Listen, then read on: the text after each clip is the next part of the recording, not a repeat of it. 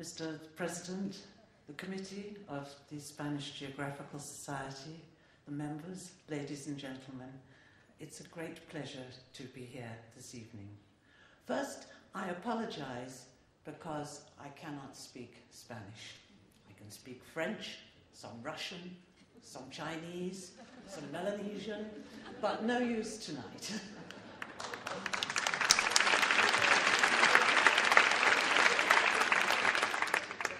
I want to thank you deeply and sincerely for this international award, which I'm honoured and privileged.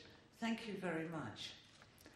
I feel it's bizarre because I never planned to be an explorer. It all happened by mistake. I set out in a group of 4 people, 2 boys, 2 girls, in a very well-planned expedition by Land Rover. All our food, water, plannings, preparations, we were ready. So we crossed Europe, Sahara Desert, and then the 2 boys stole the Land Rover and vanished. All my hopes, my plans, my dreams came crashing down, abandoned. But it couldn't be the end. It was only the beginning. I couldn't go home. So I decided that my travels would continue.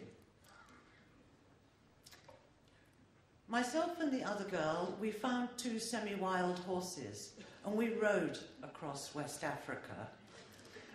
And then when we reached the centre of Africa, we bought a dugout canoe, and we set out to paddle 1,000 kilometres, no more than that, down the Ubangi and the Congo River to Brazzaville. It was clear at the start. The first thing I realised was that the river was flowing so strongly we couldn't turn round. I learned straight away to take responsibility for my decisions. I said to the other girl, but clearly no foreigner, the people's reactions to us were so extraordinary. Clearly no foreigner had paddled a canoe, a dugout canoe, down the river before. And she said, "Oh, I know that." I said, "But why didn't you tell me?" And she said, "I didn't think you'd listen." So I fell into my travels, and I discovered that I learn when things are most difficult. And for those who believe that travel is romantic and wonderful, no. The first night, for example, going down the river, the forest grew over the banks. There was no beautiful beach to stop and make camp. Nothing like that. We couldn't find it. It was getting dark. We had to stop. We stopped by some big trees and a big bank of sand. And we tried to put our mosquito nets inside the dugout canoe to sleep. It began to rain, torrential rain. The mosquitoes came in through the holes in our mosquito nets and started feasting on us. The heat, the sweat. I went into my sleeping bag, not even a gap. The mosquitoes, they bit all inside my mouth. The rain got so bad, the canoe was filling with water. I said, "Leslie," I called to the other girl. She got up. She was sleepy. She fell out of the canoe and she vanished. We were beside this big clump, this big bank of sand. The rain undermined the sand and the whole bank fell forwards onto the canoe and it started to sink. In the dark and the rain and the sinking canoe, and where was Leslie? Firstly, I found her, my friend, and managed to get her back in the canoe. And then we spent the night taking the water and sand out and wondering if the night would ever end. The horror was so bad. But perhaps, as we all know, the depth of the horror and the depth of the pain, fear, the negative things, is equalled by the high of the wonderful moments, and to find myself over that next 2 months paddling each day down the mighty river. In the mornings, it would be smooth as glass, the reflection of the forest and the trees with their great buttresses, the reflections as real as the forest, the echoing of the thunder in the distance, the monkeys fighting, far away drumming, seeing the crocodiles, the hippos, learning each day that where you think it's safe to be by the bank. It's not, because by the bank is the fallen trees and the rocks. You're more likely to have trouble. The safest place is in the middle of the river where the current is going wild and fast. That's the safest place. So we learned, each day we learned. It was an extraordinary trip, but it taught me the hard way. And every day, each challenge, we had to find ways to overcome it. So that was how my travels started, and I found it kind of was a life that suited me. Leslie, the other girl, she was great. She travelled with me for a year, and she taught me a great deal about common sense, and she also was a nurse, and she would tend people as we went along. I became her assistant. I learned continually from her, and then when she left, I was sorry, but we're still in contact. She visits me in the UK. We stay in contact by letter. And I realised, what do I do now? Do I go home? Do I look for somebody else? No. If I can find the courage to travel on my own, and by now I knew how much I loved to travel by horse as well as canoe, but if I can travel on my own by horse, then the world is open to me for my life. If I can't find the courage, then I'd better go home. And I thought, okay. So I went to a horse sale, and I bought a horse, and I set out on my own, and I rode for the next 8 months around southern Africa. Sometimes, challenging, continually. Some days I had to swim across 3 or 4 rivers. The joy of a horse is its 4-hoof drive. It doesn't follow the roads. It goes in the mountains, it goes cross-country. It doesn't make a noise, it doesn't use petrol, and it's wonderful company. But to swim the rivers, the problem with swimming rivers is that when on the coast, when the tide is going out, the rivers are racing out to sea.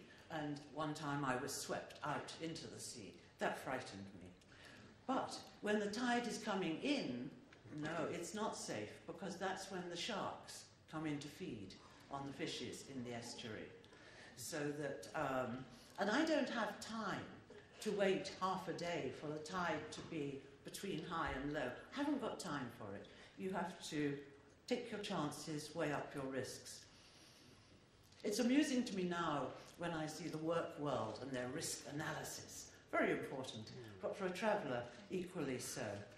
To learn what are the risks and how to make the risks work in your favour. As a woman alone, the risks are not as you imagine. Because I'm alone, I am very vulnerable. But because I am so vulnerable, people take care of me. Because nobody is there to help me. So the communities and the tribes that I travel among, they would teach me. They would teach me their customs so that I avoided causing offence. They didn't want me to insult and offend people with my lack of knowledge of their ways. They taught me how to be one of them, how to respect their customs. The men, they taught me out in Siberia, they taught me how to cross the snow mountains without cutting the avalanche. In all the countries, people taught me how to be safe. Of course, in the context of 20 years travelling, there are times when situations get out of control, but I want to encourage people, women, not to feel that travel is something that you need to fear, that people to my mind, a city is much more dangerous. After I travelled mostly by horse, Africa, then Papua New Guinea, then Turkey, Iran, China, Siberia, Kamchatka, and lastly Madagascar. I love the forgotten places, the lost places of the world. When you think, or if you think, that exploration is an idea of the past, it's finished, I don't agree. Exploration is a way of being, it's a way of thinking. Tomorrow, I'm going to explore Madrid. I like to explore ideas. I like to explore concepts. I like to explore where I am, so that I dismiss the idea of exploration being finished. If you look at any country, the route that people take, they all take the same route. If you go where nobody goes, then I don't think that it's correct that you have to be the first person. It's not so.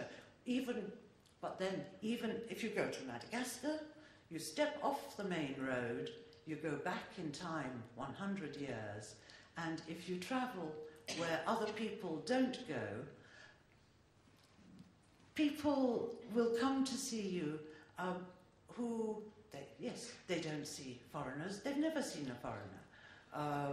And when I travelled in Madagascar by horse, people came even further because I'm a novelty, but they'd never seen a horse.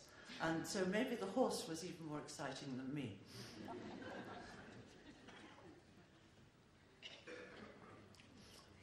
So I just want to end on the fact that geography, it's a wonderful moment for geography when the past, the present and the future combine together, and to bring the great tradition of exploration, but to bring it through internet, and as we've seen this evening, how geography can be applied for the future and for the benefit of the world. And that, to me, is part of the honour and the pleasure of being here this evening.